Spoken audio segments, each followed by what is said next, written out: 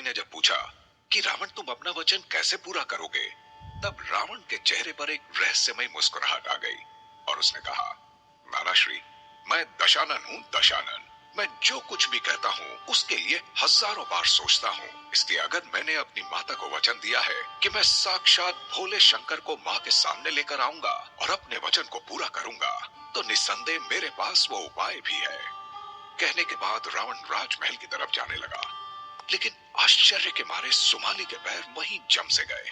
रावण की बात को सुनकर सुमाली के चेहरे पर घोर आश्चर्य के बादल मंडराने लगे कि आखिर अब क्या करने वाला है। लेकिन जब तक वो रावण से उस उपाय के बारे में पूछते, तब तक रावण राजमहल के अंदर जा चुका था। अगले दिन सुबह सूर्योदय के साथ ही जब सूर्य की पहली किरण ने जैसे ही लंका नगरी को छुआ, सुनहरी रोशनी में पूरा स्वर्ण महल जगमगाने लगा। अब तक सोने की लंका पूरी तरह असुरों के कब्जे में आ गई थी। रावण के नेतृत्व में राजसत्ता, नागरिक संहिता, व्यापार, सेना एवं संपूर्ण संसाधनों पर असुरों का नियंत्रण था। प्रातः बेला में इस बात की कल्पना करके राज्य का प्रधान संरक्षक सुमाली हर्षित हो रहा था कि लंका में उतरने वाली सूरज की पहली किरण भी मानो असुर राज का अभिनंदन कर रही थी। लेकिन इस प्रसन्नता के साथ ही उसे एक चिंता खाई जा रही थी। रात्रि के भोजन के बाद वाटिका में टहलते समय रावण ने जो बातें उससे कही थी, वही बातें सुमाली के कानों में गूंज रही थी। आखिर ऐसी कौन सी युक्ति रावण के पास होगी जिससे वो महादेव को इस बात के लिए विवश कर देगा कि वो साक्षात कैकसी को दर्शन दे। सुमाली इस बारे में बात करने के लिए जैसे ही रावण के शयन कक्ष में गया, तो रावण वहां नहीं था। रावण तो सुबह सुबह किसी को कुछ बताए बगैर वेश बदलकर लंका का भ्रमण करने निकल गया था। उसने समुद्र तट पर पहुंचकर नाविकों को देखा, जल मार्ग से हो रहे व्यापार को देखा, बाजार में व्यापार करने के लिए आए व्यापारियों को देखा। उसने देखा कि छोटे छोटे बच्चे गुरुकुल में शिक्षा ग्रहण कर रहे थे। पूरी लंका में शांति थी। असुर सेनाओं ने लंका के कोने कोने की सुरक्षा की बहुत ही शानदार व्यवस्था की थी। नगर भ्रमण के पश्चात रावण राजमहल में वापस आकर महल के प्रांगण में बने उद्यान वाली कुटिया में पहुंच गया। वहां उसने देखा माता कैकसी विश्राम कर रही थी। वहीं पास में बैठा विभीषण अपनी मां की सेवा कर रहा था। रावण को ये बात बहुत दुख पहुंचाती थी कि उसकी मां कुटिया में निवास कर रही थी। उसने कल रात अपने नाना को कही बातों को याद किया और अपनी दोनों मुट्ठियां बंद करके अपने संकल्प को दोहराया। बहुत देर तक कुटिया के बाहर खड़े होकर रावण कुछ सोचता रहा। इसके बाद वो महल की ओर चल पड़ा। महल के अंदर जाकर रावण ने देखा कि नाना सुमाली को शूर्पणखा जलपान करवा रही थी। सुमाली और शूर्पणखा दोनों ने रावण के बदले हुए वेश को देखा तो हैरान रह गए। शूर्पणखा ने कहा, भैया ये क्या हो गया है? आप राजा कम सेवक ज्यादा लग रहे हैं। शूर्पणखा की ये बात सुन सुमाली और रावण दोनों हंसने लगे। जलपान के पश्चात रावण अपने नाना के पास जाकर बैठा और उसने कहा, नाना श्री, देखते ही देखते शूर्पणखा कितनी बड़ी हो गई है। मुझे तो इसके विवाह की चिंता हो रही है। अगर कोई सुयोग्य वर मिले तो शूर्पणखा का विवाह करवा देना चाहिए। सुमाली मुस्कुराए और उन्होंने कहा, हाँ हाँ, मैं तो ये देख रहा हूँ पुत्र कि देखते ही देखते मेरा नाती रावण कितना बड़ा हो गया है। हाँ, कि उसे अपनी बहन के विवाह की चिंता सताने लगी है। रावण ने कहा, आप क्या चाहते हैं नाना श्री? क्या मैं आजीवन बाल्य रूप में ही रहूं? ये सुनकर सुमाली हंसने लगा और उसने रावण से कहा, अरे नहीं रावण, अभी तुम्हारे पिता भी लंका में नहीं है और तुम्हारी माता भी अपने संकल्प के पूर्ण होने की प्रतीक्षा में कुटिया में निवास कर रही हैं। मैं समझता हूँ कि जब तक तुम्हारी माता कैकसी महल में प्रवेश करके तुम्हारा विधिवत राज तिलक नहीं कर लेती, तब तक शूर्पणखा के विवाह की चिंता करना जल्दबाजी होगी पुत्र। तुम अपना पूरा ध्यान अपनी माता को दिए गए वचन को पूर्ण करने पर लगाओ। इसके बाद ही तुम्हें शूर्पणखा के विवाह की चिंता करनी चाहिए। मैं तो तुम बच्चों का नाना हूँ और मुझे सिर्फ शूर्पणखा का नहीं, बल्कि तुम चारों भाई बहनों के विवाह की चिंता है। तुम चारों भाई बहन के लिए सुयोग्य से सुयोग्य जीवन साथी की तलाश करना मेरी जिम्मेदारी है। हाँ। रावण ने हाँ में सिर हिलाते हुए कहा, हाँ नाना श्री, मेरी भी पहली प्राथमिकता है कि मैं माता श्री को राजभवन में ससम्मान प्रवेश करवाऊं। सुमाली ने कहा, अच्छा पुत्र, सबसे पहले तो मुझे तुम ये बताओ कि कल रात जो तुमने मुझसे कहा कि तुम्हारे पास वो युक्ति है जिससे महादेव साक्षात तुम्हारी माता को दर्शन दे देंगे, आखिर वो क्या है रावण? है? मेरा मन ये जानने के लिए बहुत व्याकुल हो रहा है। रावण ने धैर्य के साथ एक लंबी सांस ली और अपने नाना से कहा, नाना श्री, इस बात पर तो अब आपको कोई संदेह नहीं होना चाहिए कि मैं युद्ध क्षेत्र में अपने पराक्रम से लड़ सकता हूँ। निष्ठा के साथ मैं किसी भी देवता को प्रसन्न करने के लिए तपस्या भी कर सकता हूँ। आपने स्वयं देखा कि ब्रह्मा जी के कठोर से कठोरतम तप को सफलतापूर्वक पूर्ण करके मैंने उनसे किस प्रकार वरदान हासिल किया है। इसी प्रकार जब मैं तपस्या में लीन हो जाऊंगा तो महादेव की गद्दी भी हिलने लगेगी और अपनी तपस्या के बल पर मैं ये सुनिश्चित करूंगा कि महादेव मेरी विनती को स्वीकार कर माता श्री को साक्षात दर्शन देने के लिए मृत्युलोक में उपस्थित होंगे। रावण की बात को सुनकर सुमाली ने कहा, हे दशानन, इसमें तनिक भी संदेह नहीं है कि तुम जैसा बलशाली, पराक्रमी और संकल्प शक्ति का स्वामी इस धरा पर कोई दूसरा नहीं है। परंतु पुत्र, तपस्या करना कुछ दिवस या माह की बात नहीं है। तुम्हें भली भांति ज्ञात है कि भोलेनाथ की तपस्या में सहस्त्र वर्षों का समय लग सकता है। हाँ? इसलिए तपस्या के अलावा तुम्हें किसी अन्य मार्ग के बारे में विचार करना चाहिए, क्योंकि अभी तो तुम्हें आदर्श लंकेश की भूमिका निभानी है, हैं? तुम्हें तुम्हें प्रजा के कल्याण हेतु अपना बहुमूल्य समय देना होगा पुत्र। ऐसे में अगर तुम तपस्या के मार्ग पर निकल पड़ोगे तो ये न सिर्फ लंका की प्रजा के लिए अन्याय होगा, बल्कि ये निर्णय तुम्हें भी शासन के मार्ग से विचलित कर देगा। सुमाली की ये बातें सुनते ही रावण के माथे पर चिंता की लकीरें उभर आईं। उसने गंभीरता से कहा, आपकी बात भी सही है नाना श्री, परंतु अगर तपस्या नहीं करूंगा तो क्या करूंगा? फिर कैसे माता श्री को दिया हुआ वचन पूरा करूंगा? अभी रावण और उसके नाना बात कर ही रहे थे कि संतरी ने आकर सूचना दी, महाराज लंकेश की जय हो। महल के मुख्य द्वार पर कुछ हिरणों का झुंड आया है। उन हिरणों के साथ साथ एक बालक भी है।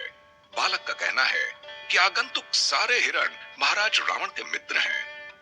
ये सारे हिरण त्रिकूट पर्वत के समीप वाले घने जंगल में रहते हैं। उनका कहना है कि जंगल में सभी हिरण और अन्य वन्य जीवों का जीवन खतरे में है और महाराज लंकेश ही अब उन्हें बचा सकते हैं। मैंने उनसे कहा कि जब दरबार लगेगा तब अपनी गुहार महाराज के सामने लगा लेना, परंतु वे सारे हिरण आपसे अभी इसी क्षण मिलने के लिए आतुर हैं महाराज। रावण द्वारपाल की बात को सुनकर मुस्कुराया और बोला, वे ठीक ही कह रहे हैं कि वे सब मेरे मित्र हैं। उन्हें महल में प्रवेश करने दिया जाए। मैं अतिथि गृह में आ रहा हूँ, वहीं उन सबसे बात करूंगा। संतरी ने कहा, जो आज्ञा महाराज। संतरी के जाते ही सुमाली ने आश्चर्य भाव से पूछा, ये सब क्या है रावण? ये जंगल के जानवर तुम्हारे मित्र कैसे हो गए हैं? रावण ने मुस्कुराते हुए कहा, नाना श्री, याद है आपको जब मैं वीणा लेकर जंगल में रहता था तब आप मुझे कितना डांटते थे? ये उसी समय की बात है।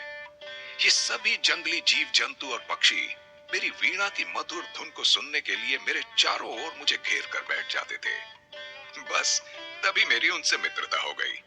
और इतना ही नहीं, मैं तो जीव जंतुओं से वार्तालाप भी कर सकता हूँ। सुमाली ने कहा, अद्भुत रावण, तुम्हारा व्यक्तित्व क्षितिज की भांति इतना विशाल है कि इनका कोई और छोर ढूंढ पाना असंभव है।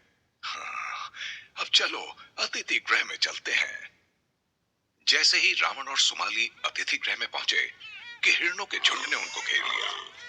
सभी हिरण रावण के आगे आकर खड़े हो गए। रावण अपने घुटनों के बल बैठकर हिरणों से बातें करने लगा। गुरु शुक्राचार्य ने रावण को शास्त्र और शस्त्र की विद्या देने के साथ साथ वन्य प्राणियों से वार्तालाप का हुनर भी सिखाया था। उसने कहा, क्या हुआ? तुम सब इतने मायूस और परेशान क्यों हो? हिरणों की मुखिया चपला हिरण ने कहा, लंकेश की जय हो महाराज। हम सभी वन्य प्राणी आपकी वीणा वादन के बहुत बड़े प्रशंसक हैं। बात यह है कि कुछ दिन पहले तक इस जंगल में सब कुछ ठीक चल रहा था, लेकिन अब हम सभी जीव जंतु बहुत परेशान हैं। चपला हिरण की बात सुनकर रावण ने पूछा, क्या हुआ? साफ साफ बताओ। हम सब एक राक्षस से परेशान हैं। चपला हिरन ने जवाब दिया, क्या? राक्षस? कौन है ये दैत्य? कहां रहता है? रावण ने पूछा। रोते हुए चपला हिरन ने कहा, ये दैत्य एक विशालकाय राक्षस है। वो द्रोणागिरी पर्वत की श्रीपद चोटी में निवास करता था और अक्सर हमारे जंगल में आया करता था। यहाँ आकर वो वन्य प्राणियों की निर्मम हत्या करके उनका भक्षण करता था। पिछले कुछ दिनों से उसने हमारे जंगल को ही अपना घर बना लिया है। अब वो वन में स्थित रेगला गुफा में ही निवास करने लगा है। जब भी उसकी इच्छा होती है, वो जंगल के मासूम जीव जंतुओं को अपना शिकार बना लेता है। वन्य प्राणियों ने शेर से भी मदद की गुहार लगाई थी, लेकिन ये राक्षस इतना शक्तिशाली है कि शेर भी उसका मुकाबला नहीं कर पा रहा है। ये मायावी राक्षस बहुत बलशाली और बहुत क्रूर है। अब तो आप लंकेश हैं, ऐसे में आप मदद नहीं करेंगे तो कौन करेगा? रावण ने अपनी बड़ी बड़ी आंखों को फैलाकर कहा, अच्छा, ऐसा दुस्साहसी दैत्य कौन है जो लंका के खूबसूरत जंगल की शांति भंग कर रहा है? उसने सुमाली से पूछा। नाना श्री, कौन हो सकता है ये राक्षस जिसने भोले भोले जंगली जानवरों को परेशान किया हुआ है? सुमाली ने कहा, मुझे लगता है हो ना हो ये अमला राक्षस ही होगा। इसी तरह उसने पाताल लोक में भी उपद्रव मचाया था। हम सब ने उस समय उसको पाताल लोक छोड़ने पर विवश कर दिया था। संभव है कि अब उसने जंगल के बीच रैगला गुफा में अपना निवास स्थान बना लिया हो। सुमाली की बात को सुनकर रावण क्रोध से भर गया और उसने कहा, चलो अभी तुरंत तुम सभी मेरे साथ रैगला गुफा चलो। मैं भी तो देखूं कि मासूम वन्य प्राणियों की अकारण हत्या करने वाला हठी राक्षस कौन है। सुमाली को आश्चर्य हुआ कि रावण इन जंतुओं से कितना प्रेम करता है कि उनकी रक्षा के लिए अभी तुरंत वो घनघोर जंगल में जाने के लिए तैयार हो गया। सुमाली ने रावण के सहायक कंटक को रावण के साथ जाने के लिए कहा। रावण जंगल की तरफ जाने लगा और उसके पीछे पीछे हिरणों का झुंड भी चलने लगा। कंटक चाहता था कि राजकीय सेना की एक टुकड़ी भी रावण के साथ जंगल में साथ साथ चले, परंतु रावण ने कहा कि यह जंगल मेरे लिए कोई अपरिचित जगह नहीं है, इसलिए मैं अकेला ही वहां जाऊंगा। जंगल जाने के सफर में आगे आगे रावण चल रहा था, उसके पीछे हिरणों का झुंड चल रहा था और जिज्ञासा एवं अचंभे से भरा कंटक सबसे पीछे गाते हुए चल रहा था। सुनकर दुख भरी याचना पिघला राजा का मन, करने को अब फैसला निकल पड़ा दशानन। रैगला गुफा पर पहुंचते पहुंचते पूरा जंगल रावण के साथ हो चला था। मृग, मोर, हाथी, शेर, बंदर, लोमड़ी, भालू, ऊंट, सियार, कौवा, बुलबुल, तोता, मैना, तितली, सर्प, नेवला, गिलहरी, जिराफ और कौवा आदि सभी जंगल के जीव रावण के पीछे पीछे इस कोलाहल का परिणाम जानने के लिए चल रहे थे। रैगला गुफा के द्वार पर पहुंचकर जब रावण ने अमला राक्षस को ललकारा, अमला, बाहर आओ, तुमने जंगल के जीवों को मारकर उन पर घोर अपराध किया है। मैं तुम्हें चुनौती देता हूं कि बाहर आकर मुझसे युद्ध करो। तुम्हारी मृत्यु द्वार पर खड़ी है। बाहर आओ दुष्ट अमला। सबकी निगाहें रावण की तरफ थीं और सबके मन में एक ही जिज्ञासा थी कि अब क्या होगा।